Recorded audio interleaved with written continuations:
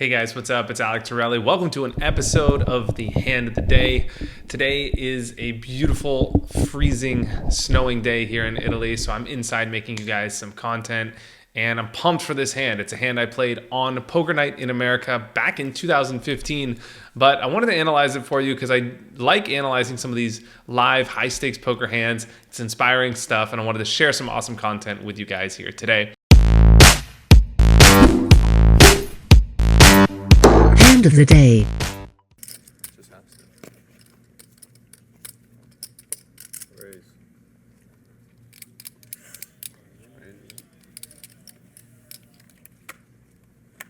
doesn't have to turn, obviously, you could go like this for another 10 hours, right? Raise from Torelli. I hope not. Now, we just saw how not to play 5-4 suited by Phil Hellmuth. Is this how to play it now? Is there any doubt that Torelli is going to end up winning this pot somehow, some way? Not really, unless he gets super unlucky somehow. I mean, he's just a winner chicken dinner. So he raises, straddle pot once again, Sideman calls. Well, actually, he could lose the pot here because O'Hara is probably going to 3-bet. Sure, I'd be honored. O'Hara has not played many hands at all. He is like squeaky tight. And I don't think that's a terrible strategy, by the way. Although, you should be at 20 million. Well, it's a terrible strategy if you want to get invited back. You should never be upset, dude. If you're just looking to win money, it's a great strategy. In a regular cash game, It's great strategy. Yes. And if you're just looking to win money, I think it's fantastic.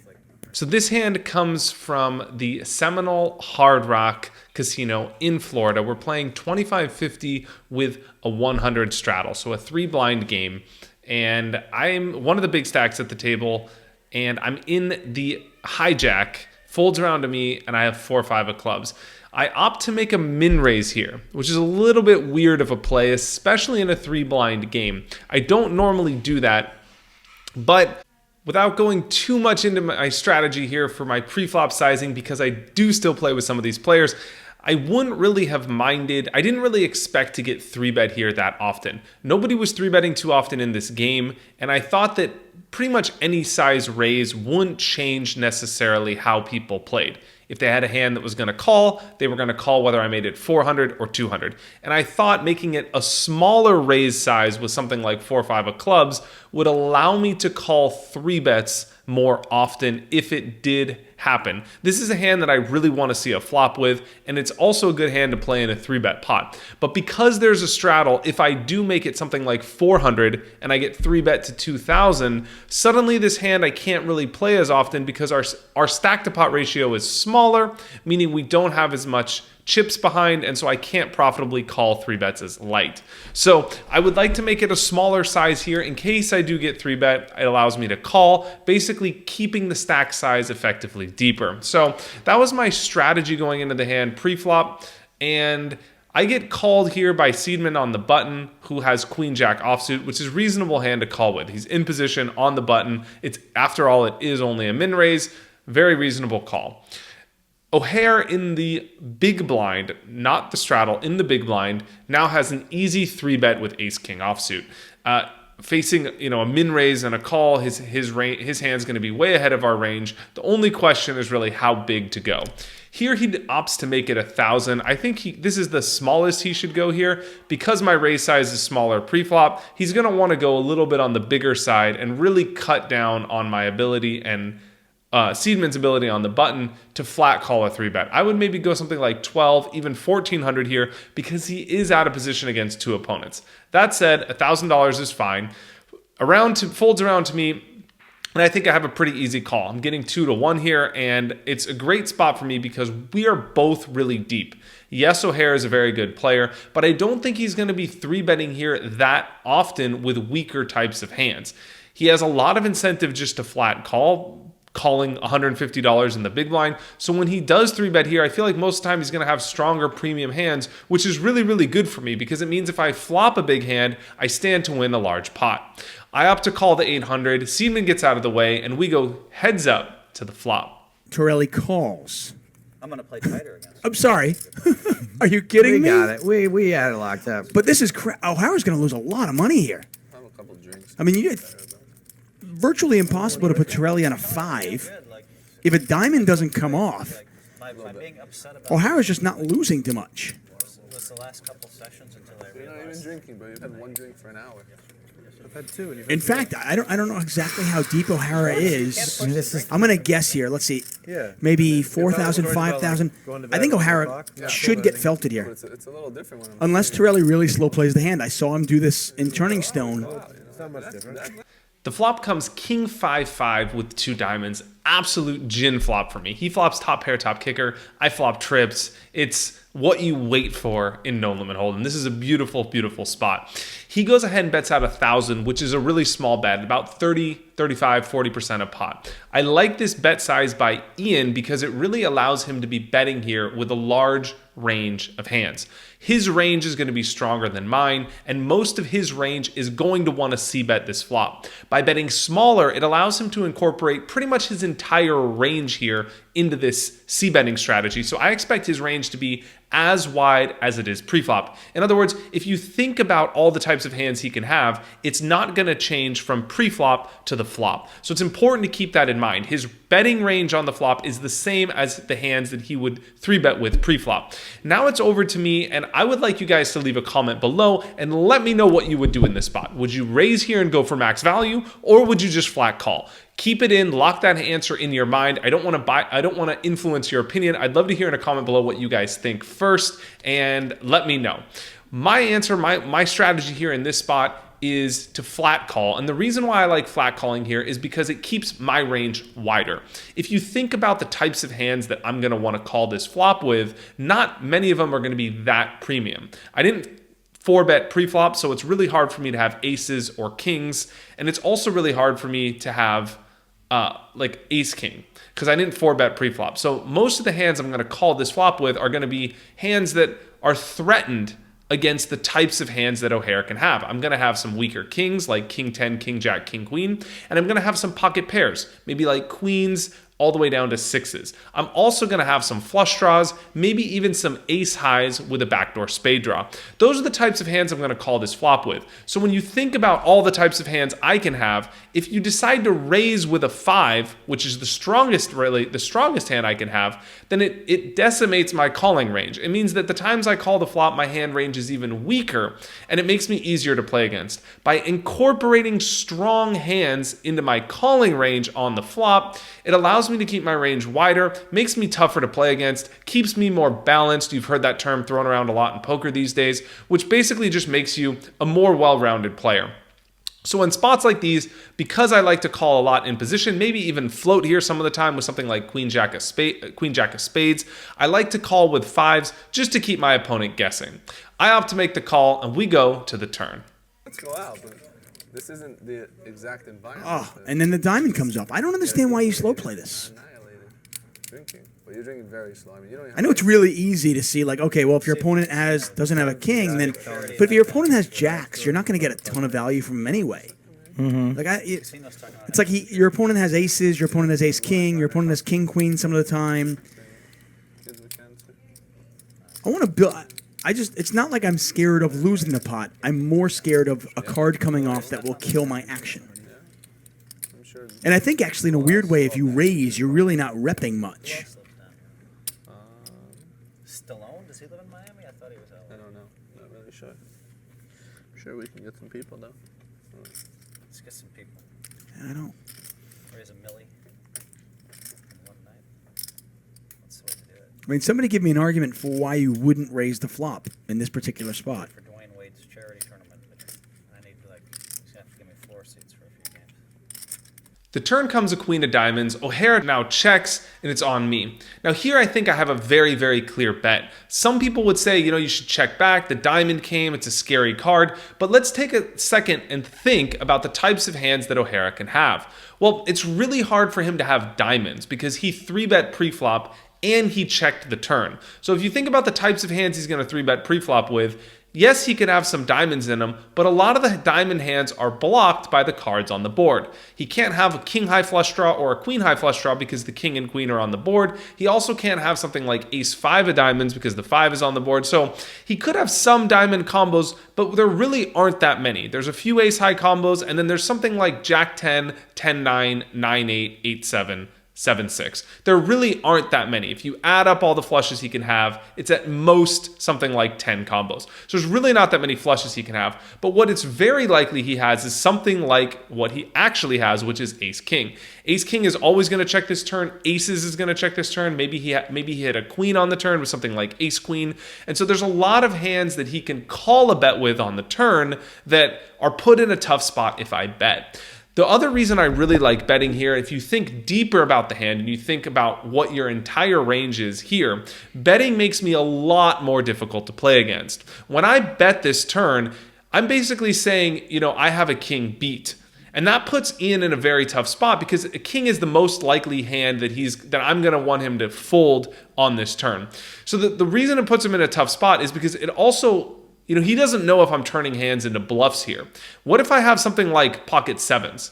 Sure, I could check and try and win at showdown, but I might decide to turn my hand into a bluff here if I have something like sevens, representing a flush, trying to get him to fold aces or ace king.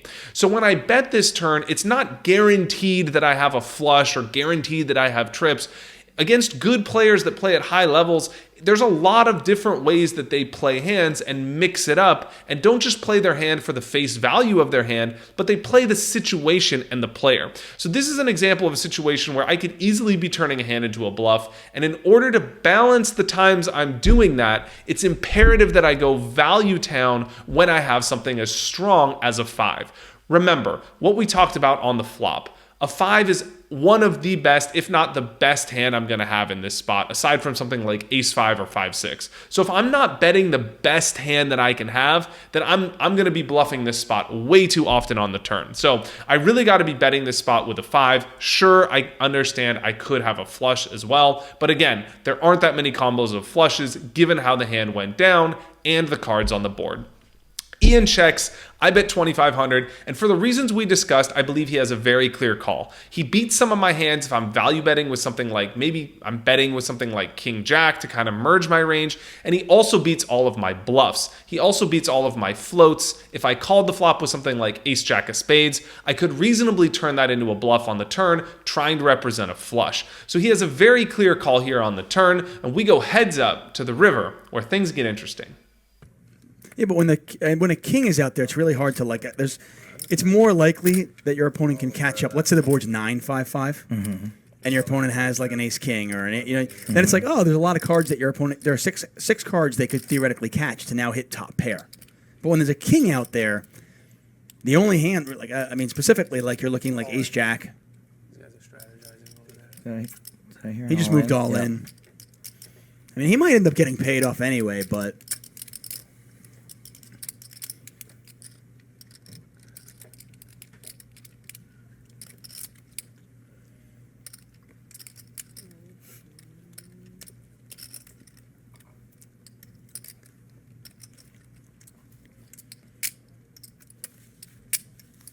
Not taking anything away from Torelli, but man, he runs good on Poker Night in America.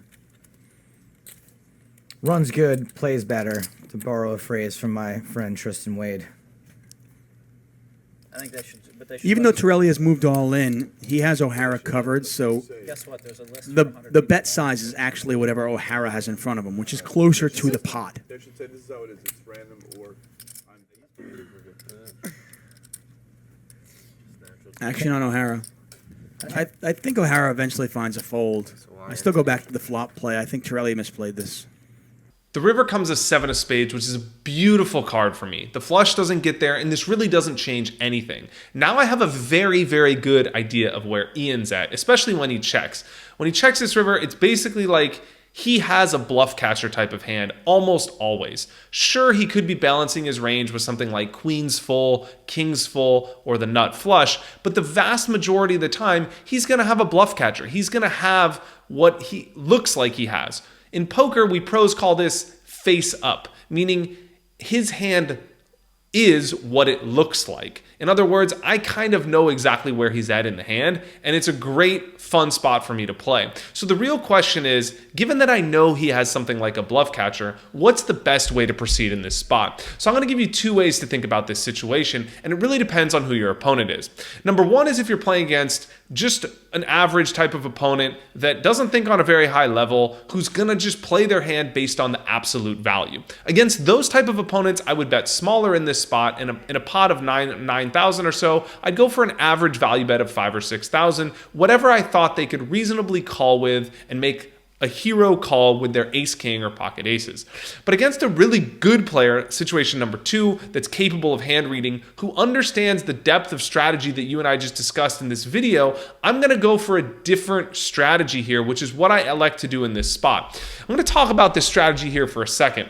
If you think about the hand, my range really hasn't changed that much when I bet the river. Regardless of the size that I use, I'm representing very, very narrow range of hands. I'm never going to bet this river with a king. I'm probably not going to bet the river with king queen. Maybe I'm going to bet with king queen. But when I bet anything over 6,000 or 7,000 on the river here, regardless of whether I bet 7 or 17, my range is trips, a boat, or a flush, or a bluff. That's it. So I'm repping, the nuts or nothing. And anytime your range is polar like that, your opponent is likely to make a hero call if he's a really good player, because a lot of times people are bluffing too often in spots like these.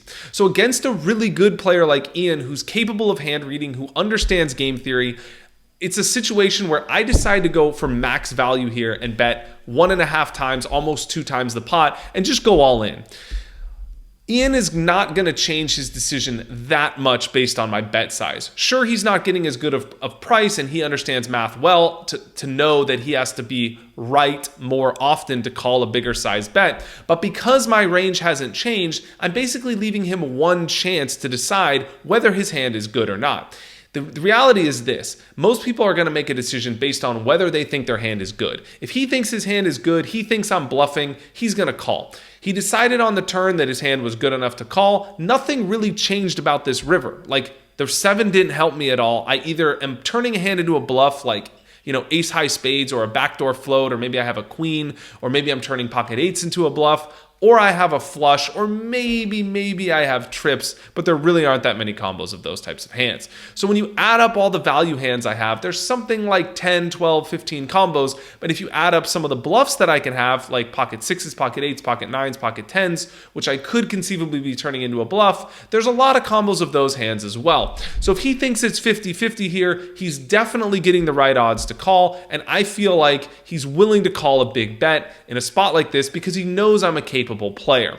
So again, what you decide to do in spots like these is really, really important. That yes, you understand the game theory that you and I talked about here, but look, if you're playing mid-stakes, small stakes live poker, I don't really give a fuck about game theory. It's really important that you understand who your opponent is, what level they're thinking on, and you don't try and be this superhero to think on the highest level possible and, toot your own horn, but you try and think one level higher than your opponent. That's what I want for you guys, is really to just try and figure out where you're at in the game, use self-awareness to figure out what type of image you have and what your opponent's going to think and how they're going to interpret your bet, and then make a logical decision about what to do. So in this spot, yes, it looks like, I ended up looking good in this spot when I make a huge bet and he has the perfect hand that I could have, but it's also realistically about just knowing your opponent in the situation. And when you're playing on a high level, it's important to have a balanced range in a spot like this against someone like Ian, who's capable of understanding the game theory and the more subtle nuances of the hand. So I think when you add it all up, betting big in a spot like this against this particular opponent, if you're me in this spot on TV, it all sort of adds up and makes sense. Anyway, I go for the total bomb, and Ian tanks for a very, very long time. Credit to him. I feel like I was aware of what he was thinking in this spot. I feel like credit to him just for being able to think through this hand. There's the call. He does make the call. There's the call. And just like last night, Torelli stacking people, causing damage. So the slow play on the flop does not cost him. I thought it might have. A lot of people are going to look at this, and I'd love to hear your guys' thoughts in a comment below. What would you have done if you're Ian here? I mean, sure, it's easy to say you should just fold because I have the 4-5, and you should fold because your hand is not good. But if you think about all the hands I can have here, is this call going to be profitable long term is a really, really good question.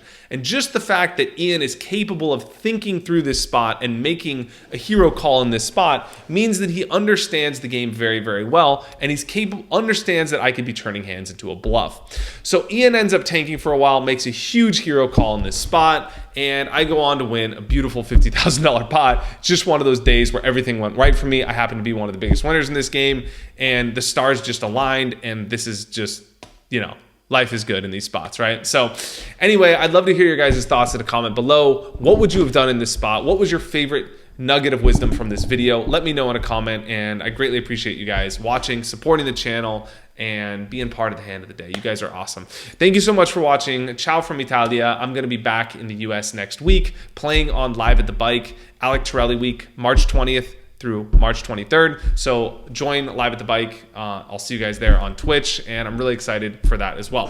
Thank you guys so much for your support. Subscribe to my channel, and I'll see you guys soon. Take it easy, guys. Cheers.